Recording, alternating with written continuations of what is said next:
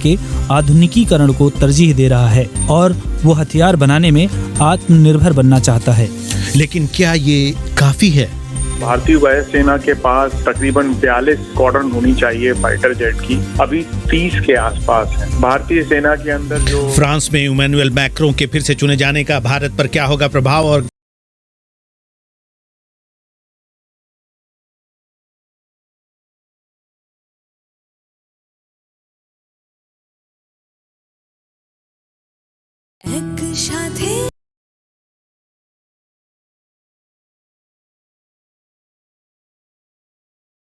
क्या ये काफी है?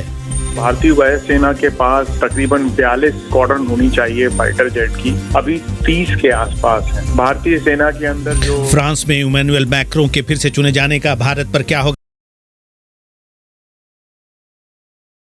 इस सप्ताह यूक्रेन जाने वाले हैं। इस बीच वेनेत्सिया के गवर्नर सेर्ही बोरजेव ने कहा है कि रूस अहम ठिकानों को निशाना बना रहा है, जिसकी वजह से मौतें हो रही हैं। यूक्रेन के दूसरे बड़े शहर खार्किव, पूर्वी दोनबास, पश्चिमी सूबे लवीव और रिवने में भी गोलीबारी की खबरें हैं। यूक्रेन की वायुसेना का कहना है कि उसने खार्किव क्षेत्र में एक रूसी विमान को गिरा दिया, हालांकि पायलट उससे निकलने में कामयाब रहा। दूसरी ओर रूस के राष्ट्रपति व्लादिमीर पुतिन ने आरोप लगाया है कि CIA और दूसरी विदेशी खुफिया एजेंसियां रूस में आतंकवादी हमलों की योजना तैयार कर रही हैं। पुतिन ने कहा कि अमेरिका और यूरोप अजीब तरह की कूटनीति कर रहे हैं, वो यूक्रेन को हथियार भेज रहे हैं। एशिया के बाद यूरोप में भी शेयर बाजार में गिरावट दर्ज की गई। ऐसा चीन में कोरोना के बढ़ते मामलों के मद्देनजर हुआ है। साथ ही इस बात को लेकर भी चिंता है कि अमेरिका में ब्याज दर में बढ़ोतरी होगी। फ्रांस, जर्मनी और ब्रिटेन में शेयर की कीमतें 2% कम रहीं। शंघाई में मुख्य सूचकांक 5% गिर गया। अंतर्राष्ट्रीय बाजार में कच्चे तेल की कीमत भी धीमी रही, तकरीबन 5%। डर है कि चीन से मांग की कमी होगी। तेल का बाजार भाव करीब $100 प्रति बैरल के पास रहा। सूडान के दारफूर में मानवीय संकट के गहराने की खबरें हैं और कहा जा रहा है कि पिछले 3 दिनों में संघर्ष की वजह से 160 लोगों को मार डाला गया है। नॉर्वेजियन रिफ्यूजी काउंसिल का कहना है कि शुक्रवार से जब पश्चिमी दारफूर के किरेनिक शहर पर हमला हुआ, हजारों लोग घर बार छोड़कर भाग खड़े हुए हैं। सूडान में संयुक्त राष्ट्र के विशेष प्रतिनिधि ने जांच की मांग की है। खबर है कि जंजाविद नाम की अरब मिलिशिया ने सबसे अधिक खून खराबा किया। दूसरी तरफ खबर है कि ट्विटर अपनी कंपनी एलन मस्क को बेचने को तैयार हो गया है, जिसका सौदा $43 अरब में हुआ है। अमेरिकी मीडिया में खबरें हैं कि ट्विटर बोर्ड मस्क से बातचीत और शेयर होल्डर्स के दबाव के बाद सौदे को तैयार हुआ। हालांकि सूत्रों का कहना है कि ये डील अभी भी खत्म हो सकती है। ट्विटर के चीफ एग्जीक्यूटिव पराग अग्रवाल ने पहले मस्क को दूर रखने की कोशिश की थी। महाराष्ट्र सरकार ने लाउड स्पीकर को लेकर चल रहे विवाद को सुलझाने के लिए एक सर्वदलीय बैठक बुलाई थी। बैठक के बाद शिवसेना नेता और महाराष्ट्र सरकार में मंत्री आदित्य ठाकरे ने कहा कि लाउड स्पीकर मामले को लेकर एक प्रतिनिधि मंडल जल्द ही केंद्र सरकार से मिलेगा। हालांकि बीजेपी ने बैठक में हिस्सा न लिया और न ही मनसे नेता राज ठाकरे आए। इसके बाद प्रेस कॉन्फ्रेंस में दिलीप वलसे ने कहा कि लाउड स्पीकर पर सुप्रीम कोर्ट का कानून पूरे मुल्क में लागू होता है, महाराष्ट्र के लिए अलग से कोई गाइडलाइन नहीं है। सुप्रीम कोर्ट ने जो आदेश जारी किया है उसका यहां भी पालन होगा। सुप्रीम कोर्ट ने कहा है कि वो जम्मू कश्मीर को विशेष दर्जा देने वाले अनुच्छेद 370 को हटाए जाने की वैधता और राज्य को 2 केंद्र शासित प्रदेशों में बांटे जाने के खिलाफ दायर कई याचिकाओं की सुनवाई जुलाई माह में करने की कोशिश करेगा। चीफ जस्टिस रमन्ना की अगुवाई वाली 2 जजों की पीठ ने कहा कि इन याचिकाओं पर 5 जजों की बेंच की सुनवाई करनी थी, लेकिन चूंकि अब इस पीठ के कई जज रिटायर हो चुके हैं, इसलिए इसे फिर से गठित करने की जरूरत है। BBC समाचार।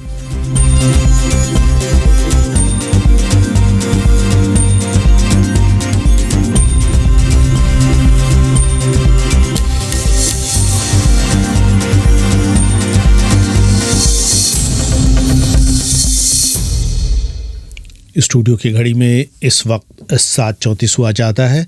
आप जुड़े हैं BBC हिंदी के डिजिटल रेडियो बुलेटिन दिन भर से और मैं हूं फैसल मोहम्मद अली। नमस्कार।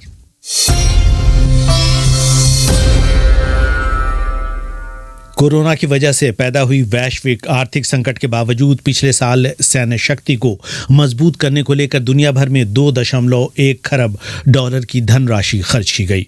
रक्षा पर बढ़ते खर्च का ये ट्रेंड पिछले 7 सालों से जारी है। दुनिया भर में मिलिट्री पर किए गए खर्च में भारत साल 2021 में तीसरे स्थान पर रहा।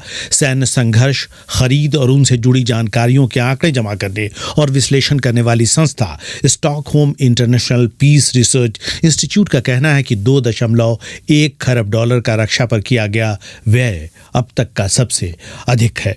पूरी रिपोर्ट सुने सरोज सिंह से। Stockholm International Peace Research Institute के मुताबिक 2021 में भारत दुनिया भर में रक्षा पर खर्च करने वाला तीसरा सबसे बड़ा देश था और कुल 2.1 खरब डॉलर का जो व्यय रक्षा पर विश्व भर में किया गया, उसमें 5 देशों का हिस्सा 62% रहा। आज जारी रिपोर्ट के मुताबिक अमेरिका और चीन के बाद सैन्य शक्ति को मजबूत करने के लिए अधिक खर्च करने वाला भारत तीसरा बड़ा देश है। उसके बाद ब्रिटेन और रूस का नंबर आता है। रक्षा पर पिछले साल यानी साल 2021 में भारत का कुल खर्च 76.6 अरब डॉलर था। स्वीडन स्थित संस्था का कहना है कि हालांकि 2020 के मुकाबले भारत द्वारा रक्षा क्षेत्र में किए गए खर्च में मात्र 0.9% की बढ़ोतरी दर्ज की गई, लेकिन पिछले 10 सालों यानी साल 2012 से अगर तुलना करें तो ये 33% अधिक है। रिपोर्ट में कहा गया है, चीन और पाकिस्तान से जारी तनाव और सरहद के विवाद को लेकर जो कई बार शस्त्र संघर्ष में बदल जाता है, भारत अपनी सेना के आधुनिकीकरण को तरजीह दे रहा है और वो हथियार बनाने में आत्मनिर्भर बनना चाहता है। Stockholm International Peace Research Institute की रिपोर्ट में चीन का भी विस्तार से जिक्र है।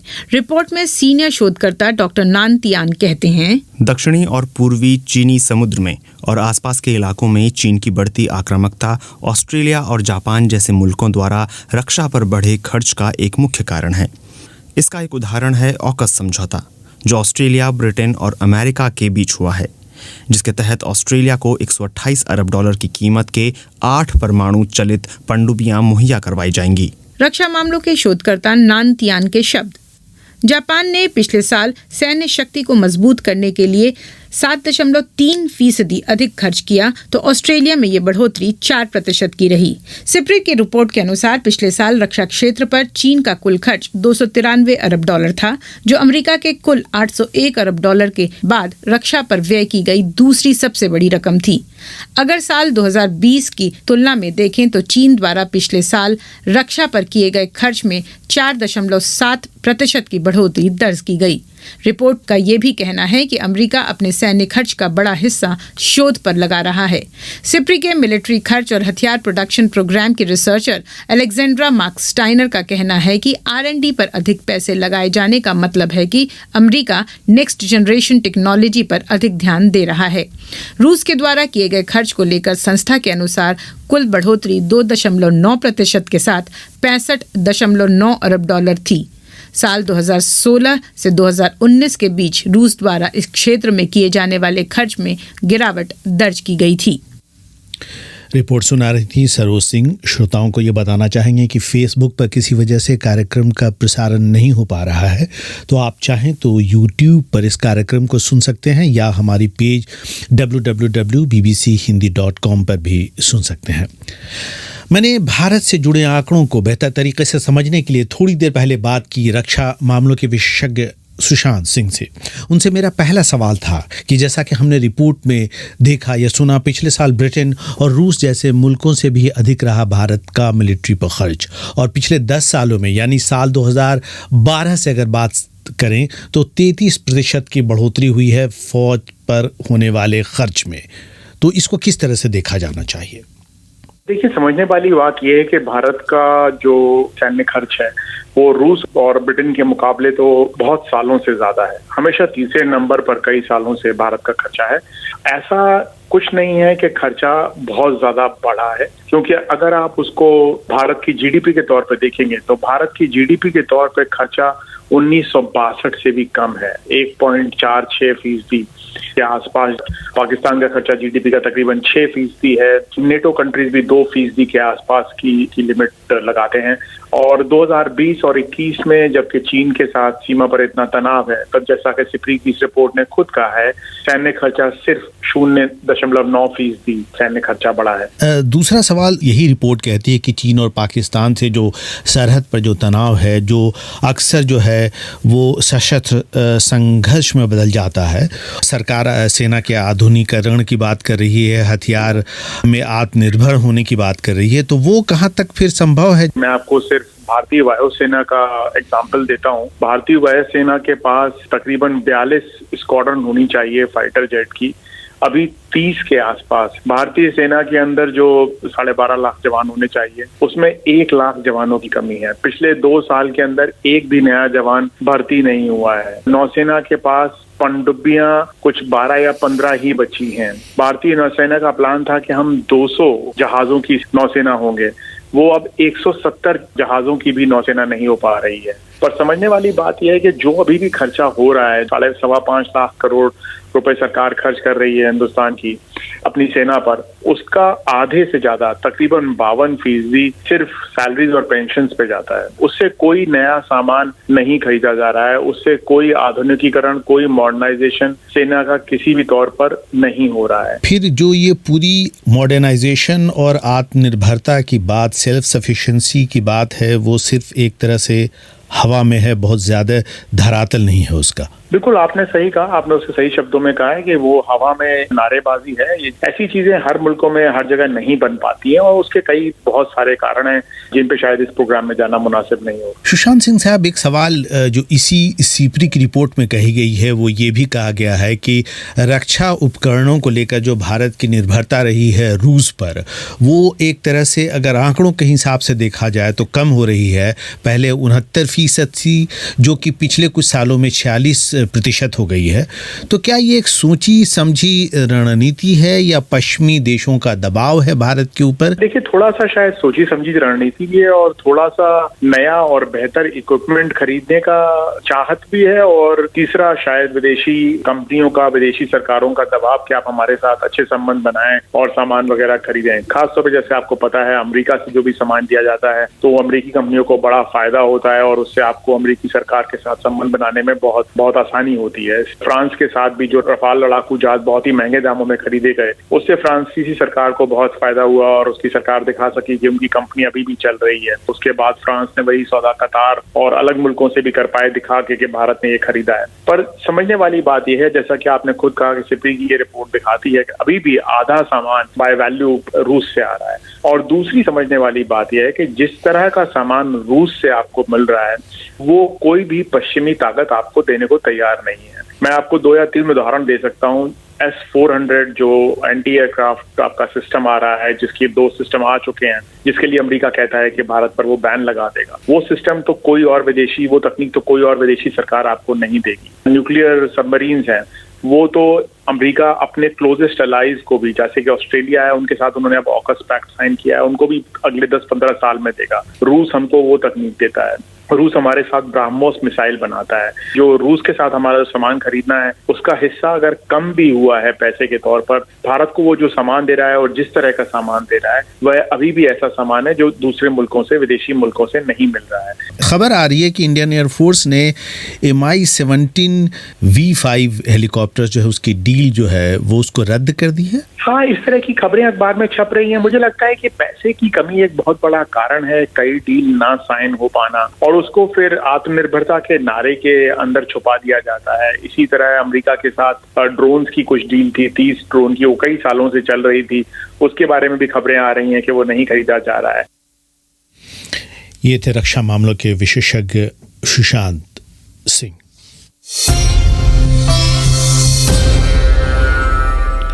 फ्रांस में कल संपन्न हुए राष्ट्रपति चुनाव में एक बार फिर इमैनुअल मैक्रों को राष्ट्रपति चुन लिया गया है।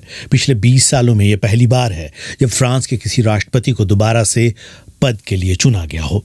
लेकिन इस जीत के बाद कहा जा रहा है कि फ्रांस पहले से अधिक बंट गया है। श्रोताओं को जैसा मालूम होगा कि फ्रांस में इस्लाम धर्म को लेकर कई तरह के विवाद हुए थे पिछले दिनों। मैक्रों के पिछले शासनकाल में मुस्लिमों पर किस तरह का प्रभाव होगा मैक्रों के नए दौर का, ये बता रहे हैं वात्सल्य राय। मध्यमार्गी नेता माने जाने वाले इमैनुअल मैक्रों ने जीत के बाद पेरिस के मशहूर एफिल टावर के पास समर्थकों के सामने भाषण दिया और कहा कि वो सबके राष्ट्रपति हैं, उनके भी जिन्होंने उन्हें वोट नहीं दिया। Je pense aussi à tous nos compatriotes qui se sont abstenus. Leur silence a signifié un refus de choisir. मैं अपने उन सब नागरिकों के बारे में सोच रहा हूं जो इन सब से अलग थलग रहे, वो खामोश रहे। हमें उनकी तरफ भी ध्यान देने की जरूरत है। और आखिर में मैं उन सब लोगों का उल्लेख करना चाहता हूं जिन्होंने मैडम ले पेन को वोट दिया। वो कितने निराश होंगे। नहीं, किसी पर न हंसें। पहले से ही मैं कहता रहा हूं कि आप किसी का उपहास न उड़ाएं, क्योंकि अब से मैं एक उम्मीदवार नहीं हूं, अब मैं सबके लिए उनका राष्ट्रपति हूं। ये थे फ्रांस के नवनिर्वाचित राष्ट्रपति इमैनुअल मैक्रों के शब्द। इमैनुअल मैक्रों के दोबारा सत्ता में आने को ऐतिहासिक बताया जा रहा है। ये बीते 20 सालों में पहली बार है कि फ्रांस में किसी राष्ट्रपति को दोबारा चुना गया हो। प्रतिद्वंद्वी ली पेन ने हालांकि हार मान ली है, लेकिन उन्होंने कहा कि उनका वोट शेयर उनकी जीत का प्रतीक है। इस चुनाव के बाद जानकार ये कह रहे हैं कि मैक्रों यूं तो जीत गए हैं, लेकिन उन्होंने समाज को बांट दिया है। वोटिंग प्रतिशत महज 72 रहा, यानी कि एक बड़ा वर्ग पूरी प्रक्रिया से अलग रहा। यूं तो इमैनुअल मैक्रों ने अपने पहले कार्यकाल में कई इस्लाम विरोधी बयान दिए थे, लेकिन धुर दक्षिणपंथी पार्टी नेशनल फ्रंट की ली पेन उनसे कई कदम आगे रहीं। ली पेन फ्रांस को यूरोपीय यूनियन से बाहर करना चाहती हैं। उनके विचार अप्रवासियों और मुसलमानों को लेकर बहुत सख्त रहे हैं। वो कहती हैं कि ऐसे अप्रवासियों को फ्रांस से निकाल देना चाहिए जो सख्त विचार रखते हैं। गौरतलब है कि फ्रांस में पैगंबर मोहम्मद के विवादित कार्टूनों को लेकर समय समय पर विवाद होता रहा है। यही नहीं, फ्रांस में रहने वाले स्थानीय मुसलमानों के खिलाफ पेरिस हमले के बाद से आक्रामक व्यवहार किया गया है और अपराध में इजाफा हुआ है। इस्लाम में पैगंबर मोहम्मद का कार्टून बनाने को बेअदबी समझा जाता है, जबकि फ्रांस में संविधान के हिसाब से राज्य की धर्मनिरपेक्षता उसके नागरिकों की पहचान का हिस्सा है और राष्ट्र अभिव्यक्ति की स्वतंत्रता की रक्षा करना चाहता है। जीत के बाद अपने भाषण में मैक्रों ने ये भी कहा, Je sais aussi que nombre de nos compatriotes ont voté ce jour pour moi, non pour soutenir। मैं जानता हूं कि मेरे बहुत सारे देशवासियों ने मुझे वोट दिया है, इसलिए नहीं कि वो मेरे विचारों से सहमत हैं, बल्कि वो एक ऐसी दीवार खड़ी करना चाहते हैं जो धुर दक्षिणपंथी विचारधारा को रोक सके। मैं इस वक्त ये कहना चाहता हूं कि आपका शुक्रिया, और मैं जानता हूं कि ये मेरे ऊपर बहुत बड़ी जिम्मेदारी है। ये थे फ्रांस के नवनिर्वाचित राष्ट्रपति इमैनुअल मैक्रों के शब्द। साल 2020 में जब मैक्रों के राष्ट्रपति काल में पैगंबर मोहम्मद के आपत्तिजनक कार्टून के बाद शिक्षक सैमुअल पैटी की हत्या कर दी गई थी, तब इमैनुअल मैक्रों ने बयान दिया था कि इस्लाम पूरी दुनिया में संकट का धर्म बन गया है। तब उन्होंने धर्म और राष्ट्र को अलग करने वाले सन 1905 के कानून को अधिक मजबूत करने की बात कही थी। उन्होंने लोकतांत्रिक मूल्यों के चार्टर पर मुस्लिम नागरिकों की रजामंदी की बात भी कही थी, ताकि चरमपंथी इस्लाम के खिलाफ सख्त क्रैकडाउन किया जा सके। उसके बाद से बहुत से मुसलमान देशों, खासकर मध्य पूर्व में फ्रांसीसी उत्पादों के बहिष्कार के अभियान ने जोर पकड़ा था। राष्ट्रपति के नए कार्यकाल में मुसलमानों के खिलाफ नफरत और अपराध में कमी होगी या ये सिलसिला पहले की तरह ताकत हासिल करेगा, ये फिलहाल बड़ा सवाल है, क्योंकि धुर दक्षिणपंथी पार्टी ने अपने इतिहास में अब तक के सबसे अधिक वोट हासिल किए हैं। वात्सल राय सुना रहे थे रिपोर्ट इमैनुअल मैक्रों की फ्रांस के राष्ट्रपति चुनाव में जीत को लेकर। भारत और फ्रांस के संबंध पिछले कुछ सालों से और बेहतर हुए हैं, जैसे रफाल लड़ाकू विमानों की खरीद और दूसरे क्षेत्रों में भी। मैक्रों के फिर से जीतने का भारत क्या मायने होगा, यही जानने की कोशिश की मैंने बीबीसी संवाददाता राघवेंद्र राव से। भारत और फ्रांस के बीच जो द्विपक्षीय संबंध हैं वो पिछले बहुत सालों से बहुत ही मजबूत सुदृढ़ रहे हैं और मैक्रों के राष्ट्रपति का जो टर्म था उसमें ये रिश्ते और भी ज्यादा गहरे हुए हैं। बहुत से क्षेत्रों में दोनों देशों के बीच में काफी संबंधों में गहराई आई है, खासकर डिफेंस या रक्षा क्षेत्र में। भारत ने 36 रफाल फाइटर जेट्स फ्रांस से खरीदे हैं। भारत फ्रांस के साथ एक टेक्नोलॉजी ट्रांसफर के तहत स्कॉर्पियन सबमरीन्स बना रहा है, जिसमें से 4 सबमरीन्स बन के भारतीय नेवी में इंडक्ट हो चुकी हैं। 2 सबमरीन्स जो हैं वो इस साल उम्मीद जताई जा रही है कि भारतीय नेवी को मिल जाएंगी। एक आशा जताई जा रही है कि मैक्रों के दोबारा राष्ट्रपति चुने जाने से जो कंटिन्यूटी है भारत और फ्रांस के संबंधों की, वो जारी रहेगी। दूसरी बड़ी बात है वो ये है कि मैक्रों की जो प्रतिद्वंदी थी मरीन ले पेन, उनके बारे में ये आशंका यूरोपियन यूनियन में काफी जताई जा रही थी कि अगर वो ये चुनाव जीतती हैं तो शायद फ्रांस के यूरोपियन यूनियन से बाहर जाने का रास्ता खुल सकता था। जबकि लिपेन ने बार बार इस बारे में खंडन भी किया है कि उन्होंने कोई इस तरह की बात पे जोर देकर कभी नहीं कहा है। जैसे ब्रिटेन ईयू से निकल के बाहर हुआ और ब्रेक्सिट का एक प्रोसेस हुआ, वैसे ही फ्रेक्सिट यानी फ्रांस के ईयू से बाहर निकलने की आशंकाएं जताई जा रही थी, जो यूरोपियन यूनियन के लिए एक बहुत बड़ा झटका होती।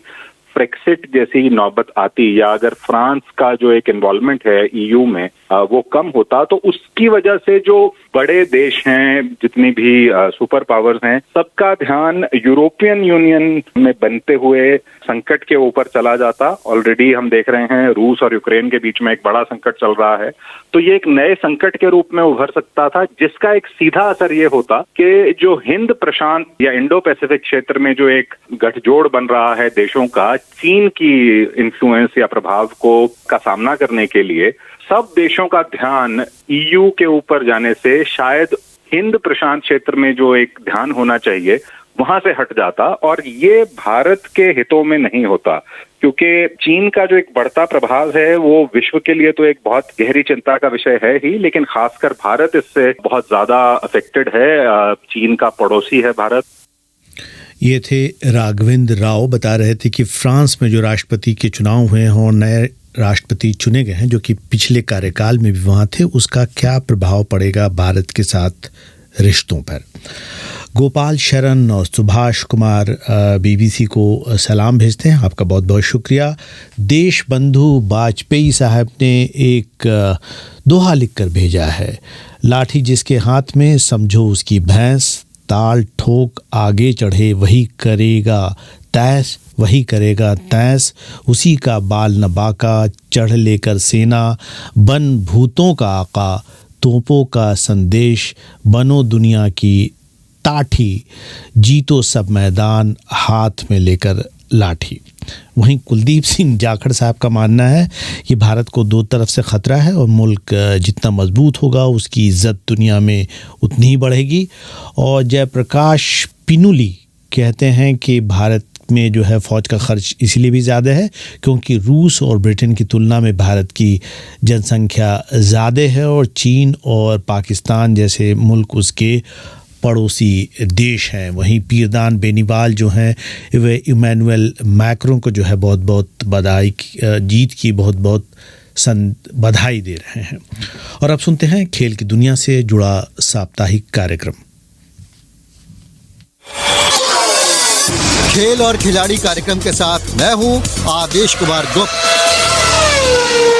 पिछले दिनों भारतीय बैडमिंटन संघ ने आगामी एशियाई खेल, राष्ट्रमंडल खेल और थॉमस और उबेर कप के लिए भारतीय टीम का ऐलान किया, तो उसमें चौंकाने वाली बात यह थी कि टीम में भारत के लिए बीजिंग ओलंपिक में कांस्य पदक जीत चुकी स्टार महिला खिलाड़ी साइना नेहवाल का नाम शामिल नहीं था। लेकिन एशियाई और थॉमस और उबेर कप की टीम में केवल 14 साल की उन्नति हुडा का नाम शामिल था।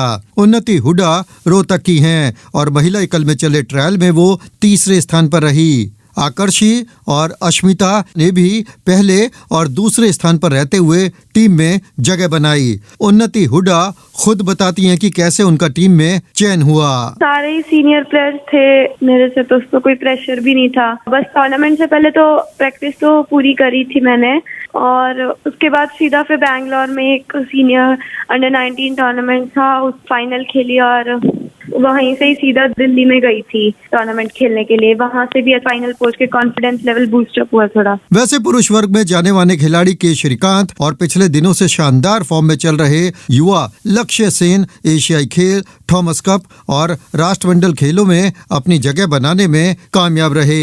महिला वर्ग में पीवी सिंधु सबसे अधिक अनुभवी हैं। वो पूर्व विश्व चैंपियन भी रह चुकी हैं, जबकि साइना नेहवाल के किसी भी टीम में न चुने जाने को लेकर भारत के पूर्व एशियन चैंपियन दिनेश खन्ना कहते हैं। साइना नेहवाल भारत की एक बैडमिंटन की सुपरस्टार हैं हमारी, और बैडमिंटन को एक अलग स्तर पर ले जाने का उनको श्रेय जाता है। पर उसी के साथ मैं ये भी कहना चाहूंगा कि अभी कुछ इंजरीज की वजह से, और वो 32 वर्ष की हो गई हैं, उनका प्रदर्शन जो अंतर्राष्ट्रीय टूर्नामेंट्स में उन्होंने भाग लिया है उसमें कोई इतना अच्छा नहीं रहा, और काफी प्रतियोगिताओं में वो ऐसे खिलाड़ियों से हारी हैं जो कि उनके बहुत नीचे हैं। अब देखना है कि अनुभवी और युवा खिलाड़ियों से सजी भारतीय बैडमिंटन टीम आगामी एशियाई खेल, थॉमस और उबर कप के अलावा राष्ट्रमंडल खेलों में कैसा प्रदर्शन करती है। और अब समीक्षा। आईपीएल में 4 बार की चैंपियन चेन्नई सुपर किंग्स और 5 बार की चैंपियन मुंबई इंडियंस का इस बार ऐसा हाल क्यों? 7 मुकाबले खेलने के बाद चेन्नई केवल 2 मैच जीत सकी, तो मुंबई को तो 1 जीत तक नसीब नहीं हुई। बात होगी विराट कोहली और दिनेश कार्तिक की भी। ये 2020 का खेल है, इसमें कई बार आपका कॉम्बिनेशन नहीं बनता टीम का, तो आप उसमें स्ट्रगल करते हैं। मुंबई इंडियन का क्या हो रहा है, रोहित रन नहीं बना रहे तो वो स्ट्रगल ही कर रहे हैं, चाहे पीछे से रन बन रहे हैं पर ऊपर से जो रन नहीं बन रहे। और उधर से अगर आप चेन्नई का देखिए तो वो ऋतुराज ने भी एक ही इनिंग खेली है। मेरे को लगता है कि सीएसके तो डेफिनेटली मिस कर रही है दीपक चहर को, क्योंकि वो विकेट टेकर बॉलर था, बॉल को मूव कराता था, उसमें पावर प्ले में 1-2 विकेट निकालता था। अगर उधर देखा जाए मुंबई इंडियन की तरफ तो वहाँ ट्रेंट बोल्ट थे। अब जसप्रीत बुमराह को छोड़कर कोई ऐसा बॉलर लगता नहीं कि जो प्रेशर डाल सके। ये कहना है भारत के पूर्व ऑलराउंडर और चयन करता रहे मदन लाल, जिनका साफ साफ मानना है कि दोनों टीमें अपनी रंगत में नहीं हैं। उनके कुछ खिलाड़ी अपनी प्रतिष्ठा के अनुसार प्रदर्शन नहीं कर पा रहे हैं। कुछ यही हाल बेंगलोर के पूर्व कप्तान विराट कोहली का भी है। उन्हें लेकर तो भारत के पूर्व कोच रवि शास्त्री भी कह चुके हैं कि विराट कोहली मानसिक थकान का शिकार हैं और उन्हें कुछ समय आराम की जरूरत है। इसे लेकर मदन लाल कहते हैं, आईपीएल के बाद इंटरनेशनल क्रिकेट भी तो है ना, उसमें अभी इंग्लैंड में टेस्ट मैच है, तो और भी क्रिकेट होगी जून जुलाई में। तो रेस्ट तो मैं समझता हूँ कि 10-15 दिन का रेस्ट भी उनको मिल जाएगा तो वो रिचार्ज कर जाएंगे। बट अभी तक तो उनकी फॉर्म भी स्ट्रगल ही कर रहे हैं वो। लेकिन इस बार आईपीएल में दिनेश कार्तिक का बल्ला खूब चल रहा है, जिसे लेकर भारत के पूर्व कप्तान सुनील गावस्कर का कहना है कि उनकी बल्लेबाजी को देखते हुए उन्हें भारत की उस टीम में होना चाहिए जो 2020 विश्व कप खेलेगी। वैसे दिनेश कार्तिक ने 7 मैचों में 210 रन बनाकर अपना जलवा दिखाया है। वहीं गावस्कर की सलाह को लेकर मदन लाल कहते हैं, अजब है कि वो बड़ी अच्छी फॉर्म में जा रहे हैं, जैसे वो अपनी बैटिंग कर रहे हैं, जैसे वो इम्प्रोवाइज करके शॉट्स लगा रहे हैं। कमाल का उनका प्रदर्शन रहा है अभी तक। बट जो खिलाड़ी परफॉर्म करेगा उसका सिलेक्टर के ऊपर प्रेशर तो पड़ता ही है कि उसको सिलेक्ट करने का, पर होता है कि किसकी जगह पे वो उसको लेके जाया जाएगा, ये थोड़ा सा माथापीची करनी पड़ेगी। तो अब ये तो आने वाले मैच ही बताएंगे कि चेन्नई और मुंबई का कारवा कहां तक जाता है और दिनेश कार्तिक का भारतीय टीम में वापसी का दावा कितना मजबूत बना रहता है। खेल और खिलाड़ी कार्यक्रम में आज बस इतना ही। महेश चंद्र असेरी लिखते हैं कि कार्यक्रम YouTube पर लाइव आ रहा है लेकिन Facebook पर नहीं। सही जानकारी दी आपने, Facebook पर किसी वजह से आज कार्यक्रम प्रसारित नहीं हो पा रहा है, कुछ तकनीकी खराबी की वजह से। तो आप या तो YouTube पर इसे सुन सकते हैं या हमारी वेबसाइट bbchindi.com पर आकर सुन सकते हैं। अगर आप चाहें तो फिर हम जब प्रोग्राम को दोबारा अपलोड करेंगे तो उस वक्त भी सुन सकते हैं, और उसे शेयर करना ना भूलिएगा ताकि दूसरे श्रोता जो इस वक्त प्रोग्राम से नहीं जुड़ पाए हैं उन तक ये प्रोग्राम पहुंच पाए। जफ़र आलम हाशमी कहते हैं कि आधुनिक हथियारों के कारण जो है फौजियों की तादाद कम हो रही है लेकिन हथियार की खरीदी बढ़ रही है। वहीं कुलदीप सिंह जाखड़ का कहना है कि फ्रांस जो है वो स्वतंत्र नीति की ओर बढ़ रहा है, अमेरिका पर निर्भरता कम करना चाहता है, क्योंकि ऑस्ट्रेलिया से फ्रांस की हथियारों की जो डील रद्द हुई थी उसके बाद फ्रांस की सोच अलग हुई है। हाँ, ऑगस्ट में वो डील रद्द हुई थी, तो ये सारी चीज़ें भी जो है अंतर्राष्ट्रीय स्तर पर होती रहेंगी कि एक का सौदा किसी दूसरे के पास जाएगा और उसकी नाराज़गी बढ़ेगी। और शंभू शरण साहब कहते हैं कि खेल खिलाड़ी को जो है वो अलग से उपलब्ध करवाया जाए वेबसाइट पर, हम इसकी भी कोशिश करेंगे। आप सबको मेरा बहुत बहुत सलाम। इस कार्यक्रम को आप तक पहुंचाया था राजेश कुमार चौहान।